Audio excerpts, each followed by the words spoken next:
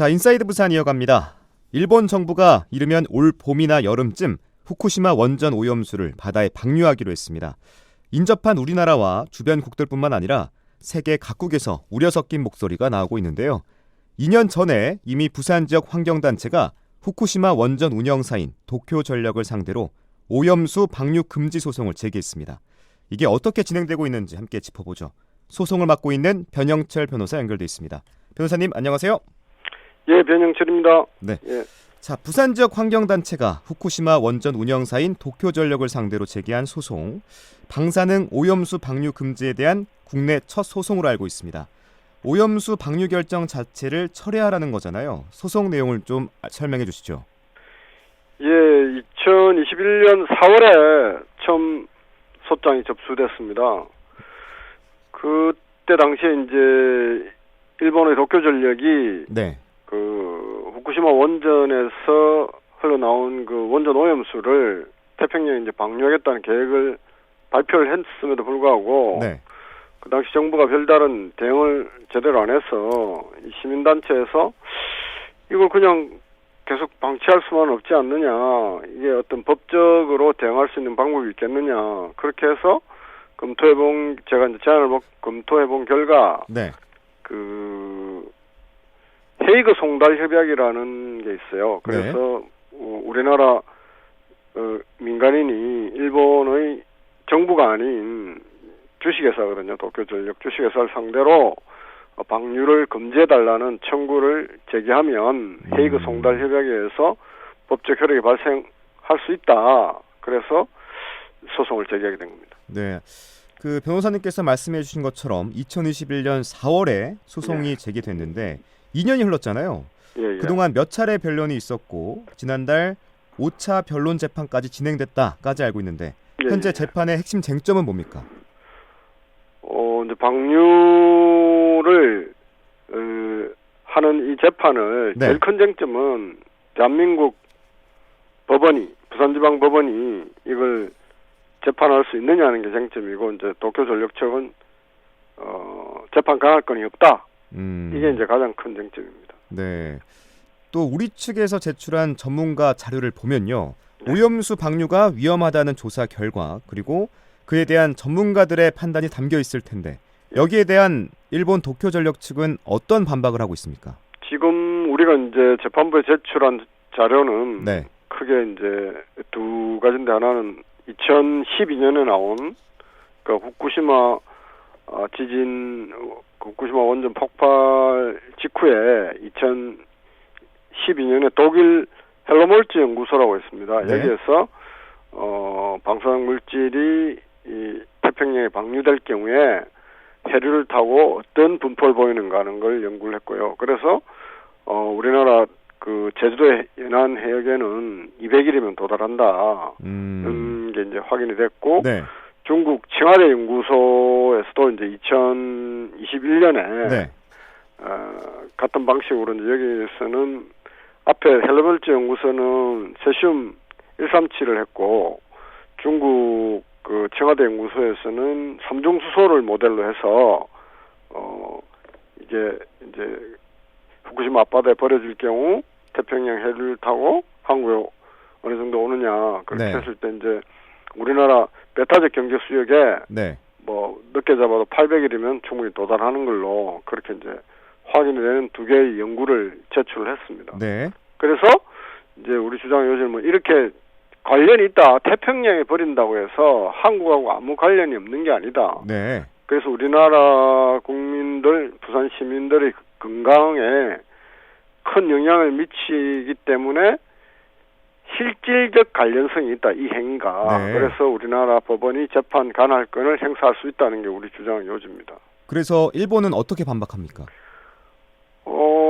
일본은 그 연구 결과에 대해서는 아직 정확하게 답변하지 않은 상태에서 번역문을 내라. 그래서 번역문을 냈더니 별거 아닌 사소한 예를 들면 이제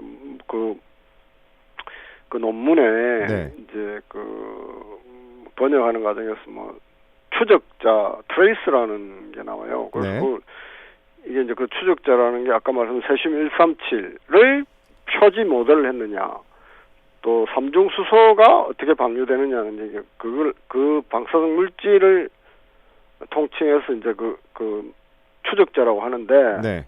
그 논문에서는 그냥 뭐 자기들은 전문가들이니까 그냥 추적자라고만 해놔서 이 추적자는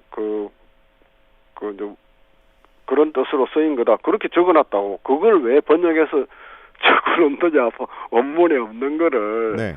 번역이 잘못됐다 뭐 이런 논리를 펴고 그냥 이 연구 자체가 뭐 과학적 타당성이 있니 없니 그런 이야기는 아직 하지도 않고 있습니다. 그러면은 구체적인 입장을 밝힌 건 아니군요. 예. 아하. 또 오염수 방류 시점에 대한 공방도 오갔다고요. 그래서 재판 말미에 제가 네. 일단 이 재판 진행이 어떻게 돼야 되는지 알아야 되니까 네. 언제 방류할 계획인지 정도는 밝혀져야 재판부에서도 뭐 언제까지 재판을 하고 그렇게 할 거 아니냐 그랬더니 그것도 원고가 입증해야지 왜 우리한테 물어보냐 그렇게 답변하더라고요. 그게 무슨 말이에요? 왜 우리한테 물어보냐고요? 원고가 모든 걸 입증해야 된다. 그래요? 점점 들을수록 저는 사실 잘 이해가 안 되는데 또 그렇게 했습니다. 네. 사실 그대로입니다.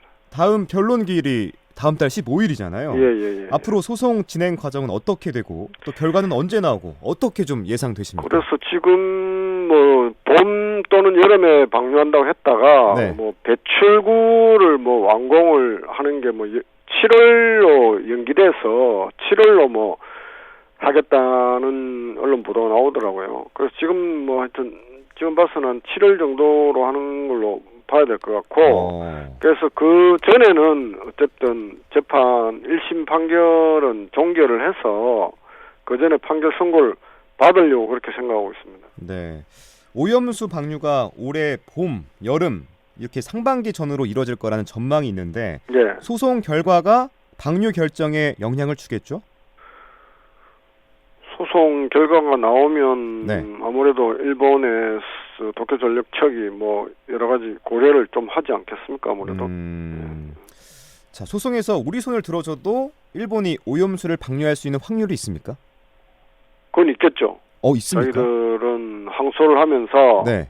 재판 가능성이 없다라는 취지로 이제 계속 제일 큰 게 이제 재판 가능성이 없다는 거거든요. 네. 그거를 주장할 가능성이 많은데 그거는 이미 미쯔비시 중공업 판결에서 본 것과 같이 재판 가능성 문제는 대부분에서 이미 정리된 사안이라서 네.